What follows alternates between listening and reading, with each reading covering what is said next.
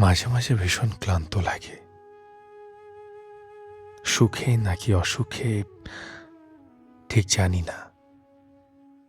হাঁপিয়ে উঠি খুব, ইচ্ছে করে কোনো সমুদ্রের পাড়ে কিংবা কিংবা পাহাড়ের চূড়ায় হারিয়ে যাই। সমুদ্রের পাড়ে দাঁড়িয়ে সূর্যাস্ত দেখি, কিংবা পাহাড়ের চূড়ায় দাঁড়িয়ে চিৎকার করে নিজের সমস্ত মন খারাপের ছুটি দেই। তার হয় না।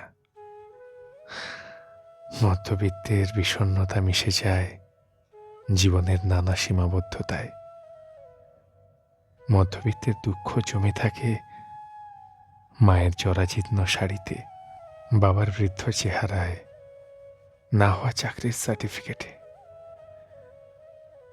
এত সবের ভিড়ে কখনো কখনো জীবনটাকে ভীষণ বোঝা মনে হয়।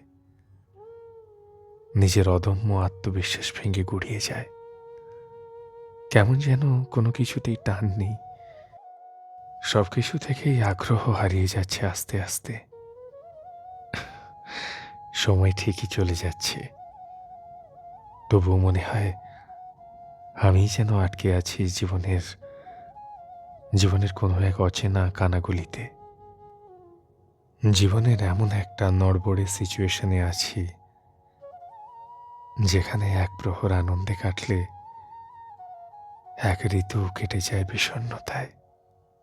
জীবন